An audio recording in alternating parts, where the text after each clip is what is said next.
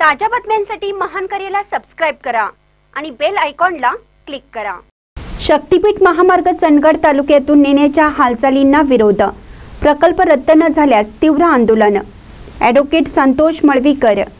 शक्तीपीठ महामार्ग चंदगड तालुक्यातून नेण्याच्या हालचालींना स्थानिक नागरिकांचा तीव्र विरोध असून या संदर्भात ॲडव्होकेट संतोष लक्ष्मण मळवीकर व चंदगड तालुक्यातील अनेक ग्रामस्थांनी तहसीलदार चंदगड यांच्याकडे लेखी निवेदन सादर केले आहे। निवेदनात सांगण्यात आलं आहे की चंदगडचे आमदार शिवाजीराव पाटील यांनीच या महामार्गाची तालुक्यातून मागणी केली असून त्यामुळे पर्यावरण आणि शेतीचे मोठ्या प्रमाणात नुकसान होणार आहे। या प्रकल्पामुळे अनेक शेतकरी भूमिहीन होणार असून नद्यांचे प्रवाह बाधित होतील।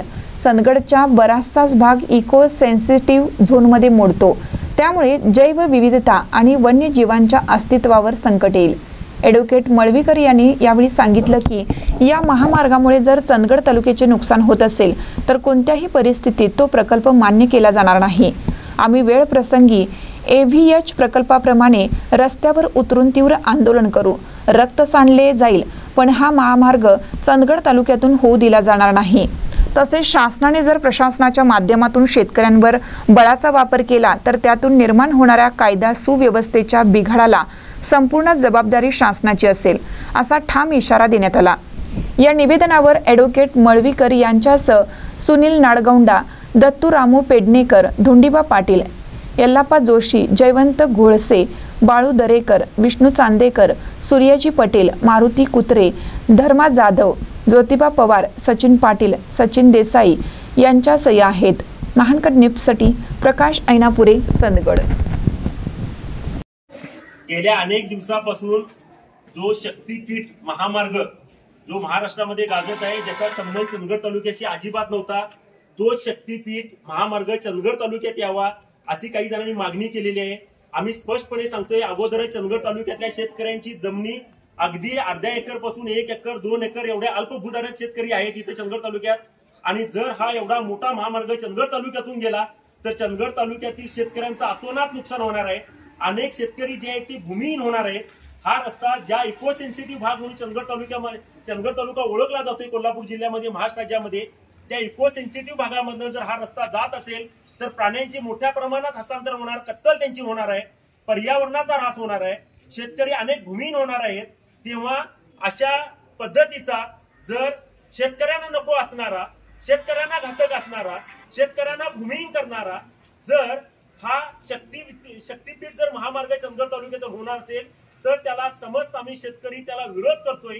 आमच्या इथल्या लोकप्रतिनिधींना एकच विनंती आहे, तुम्ही शेतकऱ्यांची पहिल्यांदा इथं सर्वांना एकत्र बोलून त्यांच्यावर चर्चा करायला पाहिजे होती, प्रशासनाची बैठक लावायला पाहिजे होती, इथले फायदे तोटे विचार करायला पाहिजे होते।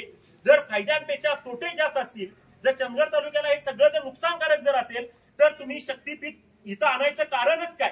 एकीकडे इथं आरोग्याचे 3 तेरा झालेले आहेत, एकीकडे शिक्षणाचे 3 तेरा झालेले आहेत, एकीकडे शेतकऱ्याला कुठल्याच काय ह्याच्यामध्ये न्याय मिळत नाहीये। हे सगळे शेतकरी आहेत ज्यांच्या नावावरती करोडो रुपये काढले गेले आणि ते करोडो रुपये त्यांच्या वाहनावरती काढून गेले तरी 9 वर्ष त्यांना न्याय मिळत नाहीत। अशा सगळ्या शेतकऱ्यांच्या समस्या असताना, असे शेतकरी बिचारे सगळे देशोधडीला लागलेला असताना तुम्ही हा शक्तीपीठ नेमका आणण्याचा उद्देश काय? आमची एकच मागणी आहे की तुम्ही पहिले लोकप्रतिनिधींनी याचे फायदे पटवून दिले पाहिजेत। नेमक्याचे काय फायदे तालुक्यासाठी? जर चंदगड तालुक्यातला शेतकरी जर भूमिहीन होत असेल, चंदगड तालुक्यातला शेतकरी जर रस्त्यावरती येत असेल, चंदगड तालुक्यातील शेतकऱ्याला याचा काहीच जर फायदा नसेल तर तुम्ही कुठल्या कारणास्तव ह्या शक्तीपीठ तालुक्यात आणताय? किंवा आमची विनंती आहे चंदगड तालुक्याच्या वतीनं, साहेब चंदगड तालुक्याची एक बैठक घ्या, प्रशासनाची बैठक घ्या आणि ह्याचे जे फायदे काय ते निश्चितपणे तुम्हाला सांगावे लागतील। तुम्ही पर्यावरणाचा संवर्धन कसं करणार आहे, शेतीचं संवर्धन कसं करणार आहे, जे शेतकरी भूमिहीन होणार आहेत, ज्यांच्या शेती जाणार आहेत, त्यांना तुम्ही कुठली शेती उपलब्ध करून देणार आहे, या साऱ्या प्रश्नांची उत्तरं तुम्ही द्यावी लागतील। तोपर्यंत आम्ही चंदगड तालुक्यातले समस्त शेतकरी ह्या शक्तीपीठला विरोध करतोय आणि त्या पद्धतीचं निवेदन आम्ही आज इथं देत आहोत।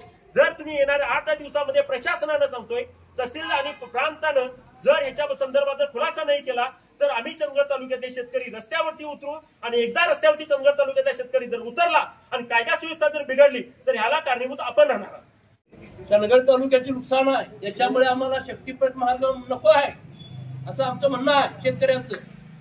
आणि चंदगड तालुक्यातून हा शक्तीपीठ महामार्ग हद्दपार झालाच पाहिजे। सर्व शेतकऱ्यांचे आंदोलनात नुकसान होणार आहे. गुंठ्यासाठी मारामारी भांडणं चालू आहे आणि हा शक्तीपीठ महामार्ग 300 मीटर जर झाला तर असा प्रश्न चंदगड तालुक्यातील लोकांची परिस्थिती आहे. आमच्या तालुक्यातील लोकप्रतिनिधींनी शक्तीपीठ महामार्गासाठी अट्टहास का धरलाय, काय त्याचं कारण आहे? आपल्याला तालुक्यातील रस्ते करायचे आहेत, आरोग्याच्या सुविधा द्यायच्या आहेत, शेतकऱ्यांचे पैसे मिळत नाहीत, ह्याच्याकडे दुर्लक्ष करून ह्या शक्तीपीठ महामार्गासाठी अट्टहास एवढा का करताय तिने हे जनतेला समजलं पाहिजे. आणि हे शक्तीपीठ महामार्ग आमच्या तालुक्यात गरज नसताना अन्याय करायला लादू नये अशी आमची चंदगड तालुक्यातील समस्त शेतकऱ्यांची मागणी आहे. पहिली गोष्ट म्हणजे चंदगड तालुक्यामध्ये जंगल जे आहे त्या जंगलामुळे चंदगड तालुक्याची ओळख आहे. जेव्हा हा रस्ता जंगलात जाणार आहे त्यावेळेला तुम्ही विचार करा की 300 फूट जो भर जंगलात रस्ता जाणार आहे तेव्हा त्या जंगलाची अवस्था काय होणार आहे, पहिला विचार करा. दुसरी गोष्ट, ह्या जंगलमध्ये राहणारे जे प्राणी, एकीकडे प्राणी वाचवा म्हणतायत, त्यांची अवस्था काय होणार आहे, दुसरा विचार करा. तिसरी गोष्ट, जेव्हा 300 फूट रस्ते जाणार आहेत त्यावेळेला चंदगड तालुक्यातले किती शेतकरी बिचारे भूमिहीन होणार आहेत. एकाच्या ताब्यात एक गुंठा जमीन राहणार नाही. मला सांगा, जर शेतकऱ्यांच्या ताब्यात गुंठाभर जमीन जर हात नसेल तर तुमचा शक्तीपीठ काय कामाचा आहे? कोणत्या कारणासाठी तुम्ही हा रस्ता मागायलाय? एकीकडे सगळे जिल्हे तो रस्ता नको म्हणून बसले आणि तुम्ही जर तो रस्ता पाहिजे म्हणून जर बघत असाल तर हे आम्ही खपवून घेणार नाही.